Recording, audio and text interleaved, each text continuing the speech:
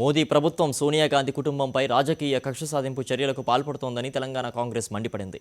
సోనియా, రాహుల్ గాంధీలపై కేంద్ర ప్రభుత్వం అక్రమ కేసులు పెడుతోందనడానికి నేషనల్ హెరాల్డ్ కేసే నిదర్శనమని ఆరోపించారు. టీఎస్పీఎస్సీ చీఫ్ ఉత్తమ్ కుమార్ రెడ్డి ఈ వ్యాఖ్యలు చేశారు.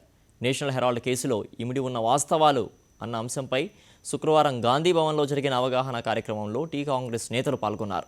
నేషనల్ హెరాల్డ్ కేసు అంశంపై గురువారం ఢిల్లీలో ఏఐసీసీ నిర్వహించిన బ్రీఫింగ్ సెషన్లో పాల్గొన్న టీపీపీసీ ముఖ్య అధికార ప్రతినిధి దాసోజు శ్రవణ్ ఈ కేసు పూర్వాపరాలను కాంగ్రెస్ నేతలకు వివరించారు. శనివారం ఉదయం సోనియా, రాహుల్ నేషనల్ హెరాల్డ్ కేసులో ఢిల్లీ కోర్టుకు హాజరవుతున్న నేపథ్యంలో కాంగ్రెస్ నేతలు తెలంగాణ వ్యాప్తంగా నిరసన కార్యక్రమాలు చేపట్టాలని టీపీసీసీ చీఫ్ ఉత్తమ్ పిలుపునిచ్చారు.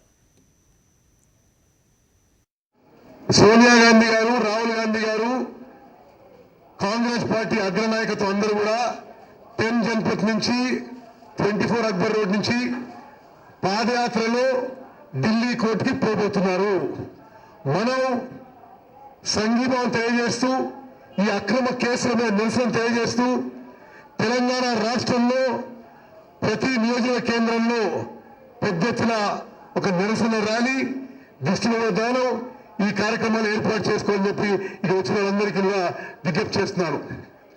అదేవిధంగా ఒకవేళ కోర్టులో ఏమైనా జరిగి మన అగ్రనాయకత్వం అరెస్ట్ అయితే తెలంగాణ రాష్ట్రంలో కూడా జైలు బరుపు పిలుపుదే అని చెప్పి మీరందరూ భావించాలి.